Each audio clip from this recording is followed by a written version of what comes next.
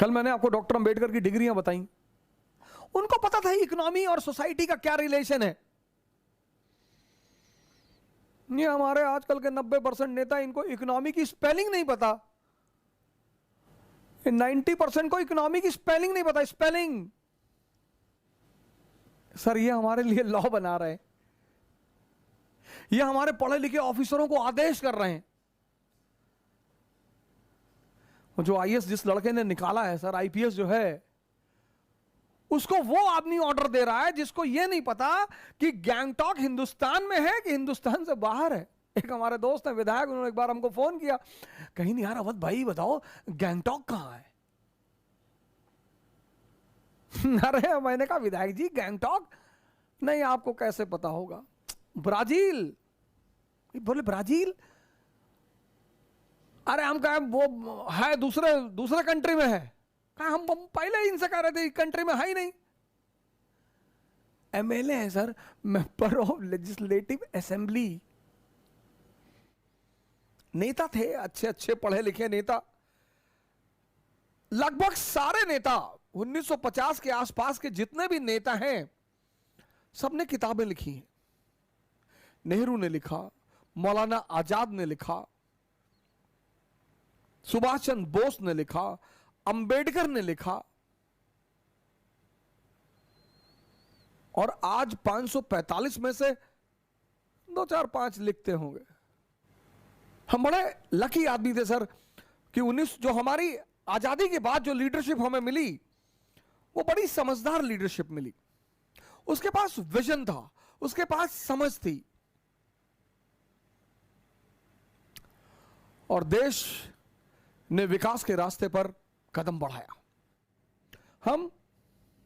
हम अनाज मांग रहे थे पूरी दुनिया से 1947 में, हमारे पास खाने को नहीं था। बहुत सारे लोग कहते हैं ना कि अरे नेहरू जी ने पटेल जी की सुनी नहीं, पटेल जी आर्मी लेकर जा रहे थे कश्मीर में। चले तो जाते, फिर आते कैसे?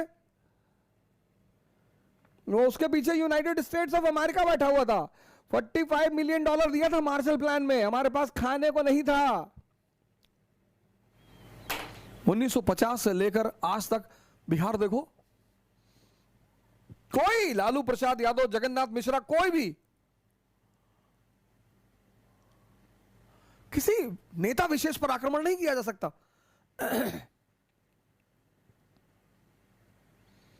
आज जो भारत की दुर्दशा चल रही है वो आज के सरकार की वजह से है। 10 साल आदरणीय मनमोहन सिंह जी प्रधानमंत्री रहे, 10 साल अर्थशास्त्री थे।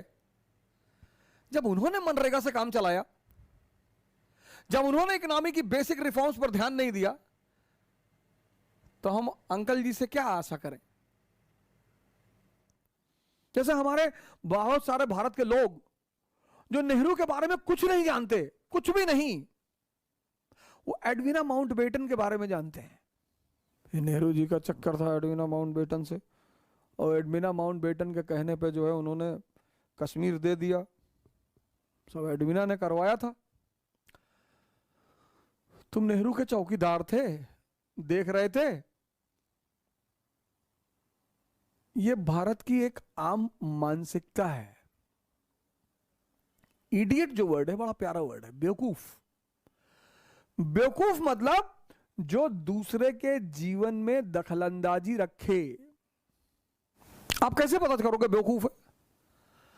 उसकी बातों से। नॉन अलाइन मूवमेंट बताओ, नहीं बताओ। फर्स्ट